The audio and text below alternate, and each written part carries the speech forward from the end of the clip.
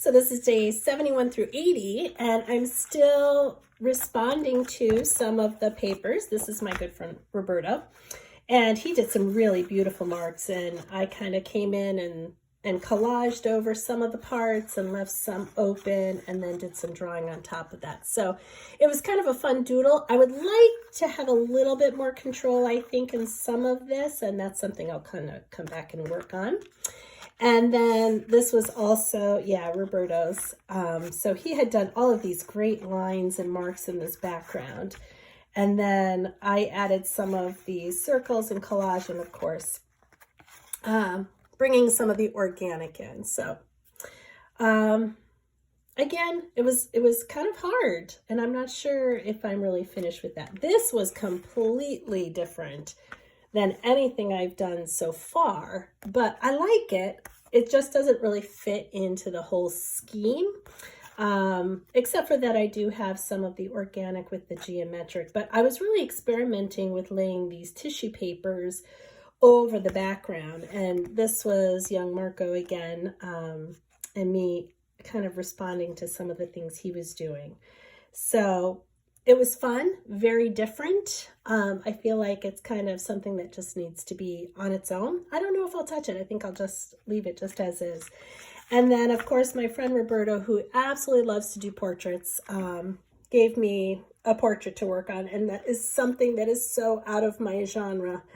But I worked with it, and I actually really like the results. I added some of my wet strength tissue paper in here, and that's what all of these beautiful lines are. And then I used that same alcohol ink and acrylic inks. I'm sorry, not alcohol ink, but I added alcohol in order to make all those little spots. So that was his. And then I think I'm back to now just me.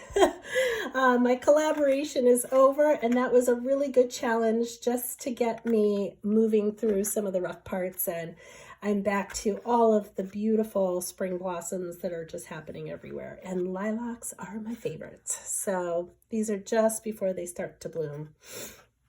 This one was very different and was inspired by some papers that came in the mail. So I like the color combination a lot, and I even like the composition. Not in love with this one little piece here, but I think it's something I can work with. And then I was starting to experiment a little bit more with some of those tissue papers that had the molding paste, and I chose it because this particular flowering plant had this really fuzzy kind of center with these leaves coming out of it, and I just thought that that texture really worked well with it. And then again, I'm still experimenting and exploring a little bit with how I want to use the acrylic inks and alcohols. So I really like the results of that one. Some more of the tissue paper that's stained, still inspired by all the flowers that are blooming. And then I went camping with our 5th graders. I didn't stay overnight. I came home and slept in my own bed, but there's some beautiful ponds and of course the woods and just being in nature, and there were so many wildflowers that I had never seen. I was just fascinated by this. I'm not in love with the leaves, but I really enjoyed just looking at this wildflower and trying to figure out how I was going to capture that with my materials. So it was a real challenge.